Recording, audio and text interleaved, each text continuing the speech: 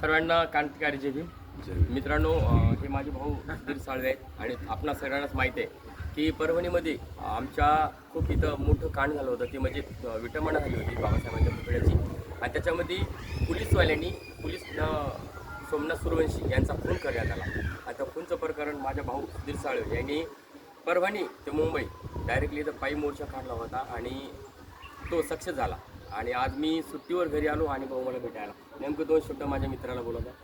सर्व मधुकर कांबळे यांच्या इंस्टाग्राम परिवाराला सह्याद्रीच्या वाघाचा क्रांतिकारी जय भीम. परभणी जिल्हा आंबेडकर चळवळीत काम करत असताना माझ्यासोबत 2003 पासून आतापर्यंत सातत्यानं सोबत असलेले आंबेडकर चळवळीमध्ये जिथं कुठं गरज पडेल ते नेहमी मला सहकार्य करणारे, मार्गदर्शन करणारे आंबेडकरवादी सभई नृत्य सम्राट, ज्यांचा परभणीचं नाव ज्यांनी विश्व रेकॉर्डमध्ये, गिनीज बुक ऑफ वर्ल्ड रेकॉर्डमध्ये नोंदवलेलं आहे, असा महान कलाकार या परभणीच्या भूमीला लाभलेला आहे.